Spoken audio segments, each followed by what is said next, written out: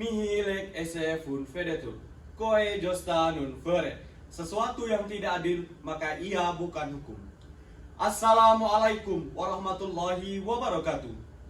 Dewan juri yang terhormat, para pemerhati hukum yang berbahagia, serta rekan berpikir kami dari tim kontra yang kami hormati. Perkenalkan, kami dari tim Datuk Paduka Berhalo, dengan saya Aulia Fadil sebagai pembicara pertama, rekan saya Muhammad Aziz sebagai pembicara kedua, dan rekan saya Mahmudi sebagai pembicara ketiga. Dewan juri yang terhormat, terkait mosi perdebatan penghapusan hukuman mati dalam perspektif hukum internasional, kami secara tegas, lugas, dan mantap mengatakan bahwa kami pro pada status quo perdebatan kita kali ini, yang mana argumentasi akan kami sampaikan dalam perspektif filosofis, yuridis, sosiologis, dan teoritis, serta data-data yang aktual yang akan kami paparkan. Dewan juri yang terhormat, memasuki ranah argumentasi saya dalam kedudukan pro pada status quo perdebatan kita kali ini. Lahirnya mosi perdebatan kali ini tidak terlepas adanya penerapan dan larangan hukuman mati di berbagai negara dalam skala internasional. Secara definitif, hukuman mati adalah bentuk hukuman di mana seseorang yang dinyatakan bersalah atas tindak pidana berat seperti pembunuhan, terorisme, atau kejahatan lainnya yang dianggap sangat serius, yang mana dalam pelaksanaan hukuman mati bisa dilakukan dalam berbagai metode, di antaranya suntik mati, kursi listrik, digantung, atau ditembak. Dewan juri yang kami hormati, padahal jika dikaji dari segi yuridis, hal ini tidak sejalan dengan hukum internasional yang mengatur bahwa nyawa manusia tidak dapat diambil sewenang-wenangnya, termasuk dengan pelaksanaan hukuman mati. Hal ini sesuai dengan beberapa konvensi internasional seperti Pasal 3 Deklarasi Universal Hak Asasi Manusia UDHR, Pasal 6 Ayat 1 Kovenan Internasional tentang Hak Sipil dan Politik ICCPR, dan protokol opsional kedua Kovenan Internasional, serta instrumen internasional lainnya tentang hak-hak sipil dan politik yang mewajibkan negara-negara untuk melarang dan menghapuskan hukuman mati. Fides etiam hosti serpanda. Itikat yang baik harus didasarkan pada kemanusiaan. Dewan juri yang terhormat, izinkan saya melanjutkan argumentasi yang telah dipaparkan oleh pembicara pertama kami. Dewan juri yang kami hormati, karakter reformasi hukum positif kebanyakan negara masih belum menunjukkan sistem peradilan yang independen, imparsial, dan aparatusnya yang bersih. Bobroknya sistem peradilan bisa memperbesar peluang hukuman mati lahir dari sebuah proses yang salah. Secara filosofis, hukuman mati bertentangan dengan prinsip fundamental hak asasi manusia, khususnya hak untuk hidup. Hak ini dijamin oleh Universal Declaration of Human Rights atau UDHR, pasal 3 yang menyatakan bahwa setiap orang berhak atas kehidupan, kebebasan, dan keselamatan dirinya. Kehidupan adalah hak yang paling mendasar dan hukuman mati secara langsung merampas hak tersebut.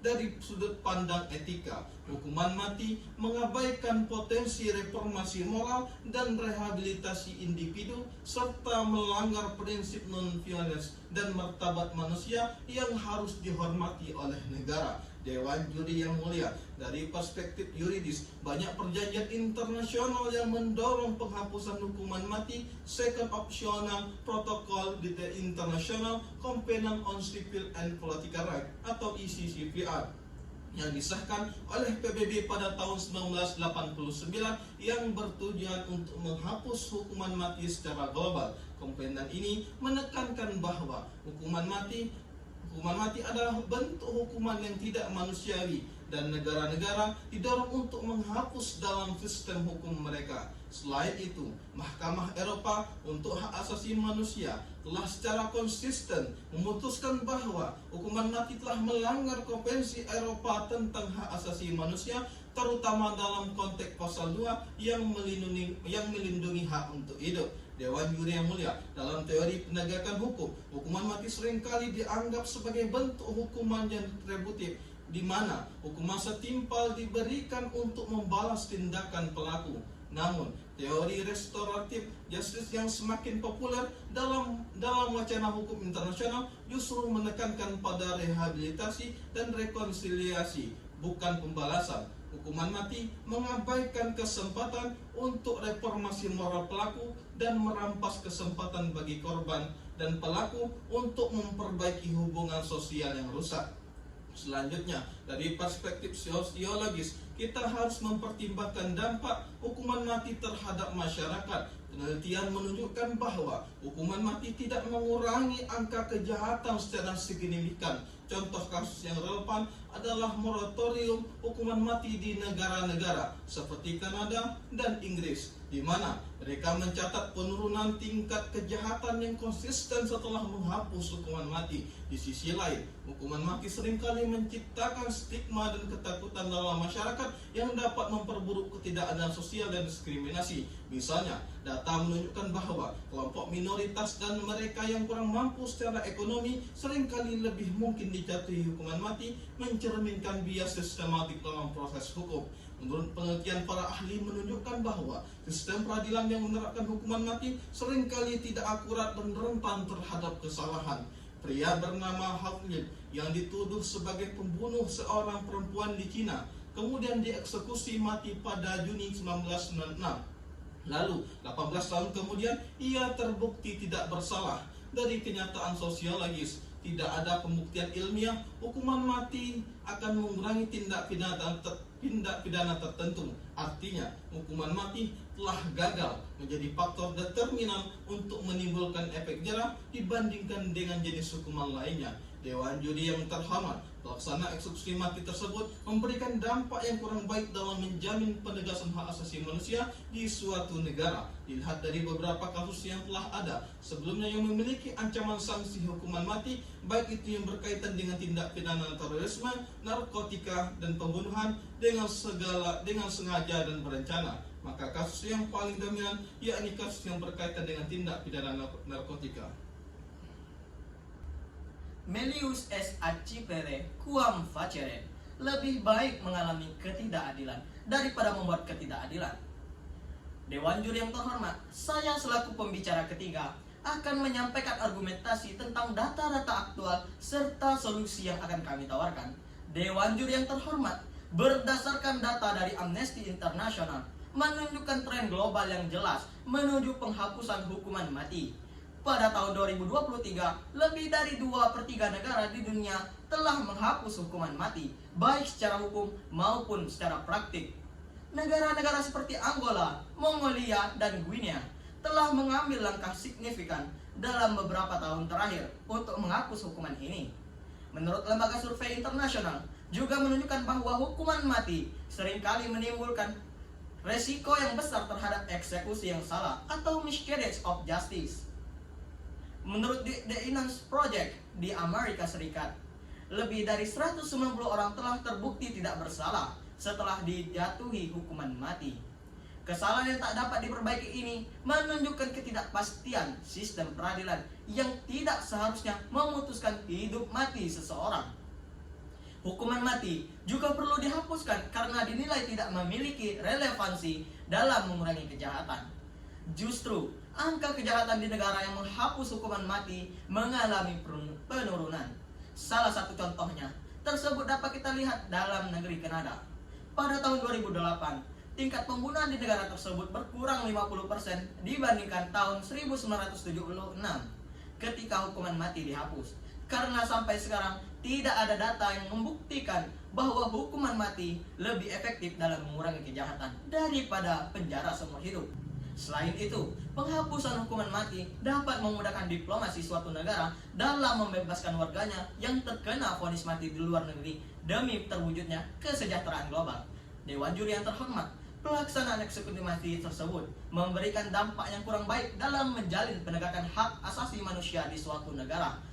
Dilihat dari beberapa kasus yang telah ada sebelumnya yang memiliki ancaman sanksi hukuman mati, baik itu yang berkaitan dengan tindak pidana terorisme, narkotika, pembunuhan dengan sengaja dan berencana.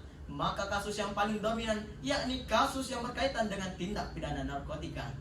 Hukuman mati memiliki turunan pelanggaran HAM serius lainnya, yaitu pelanggaran dalam bentuk penyiksaan atau psikologis, kejam dan tidak manusiawi. Hal ini bisa terjadi karena umumnya rentang antara vonis hukuman mati dan eksekusinya berlangsung cukup lama.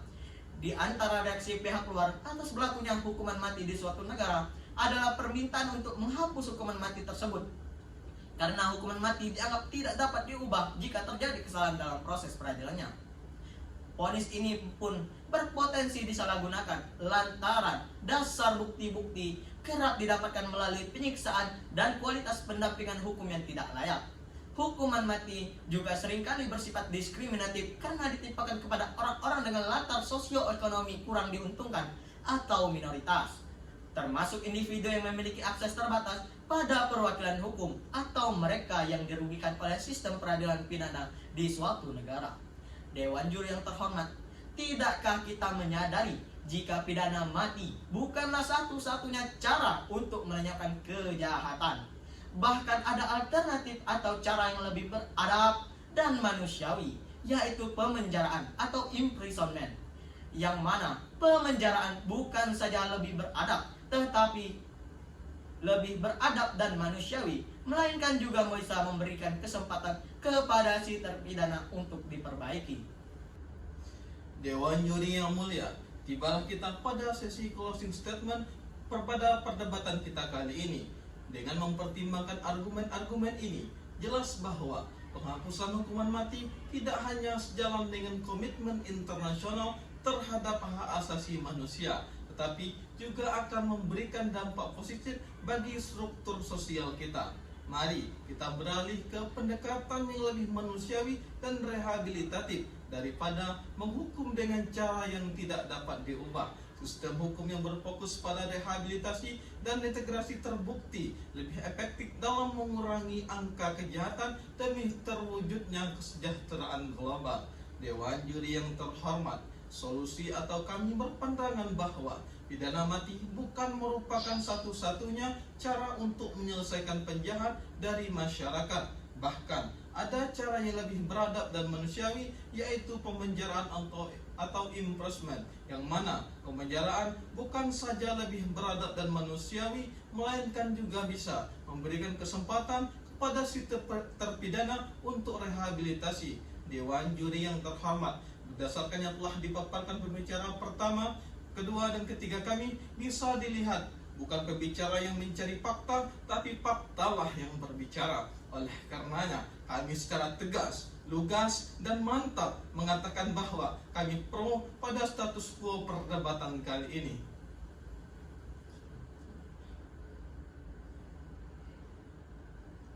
Audio Jungle.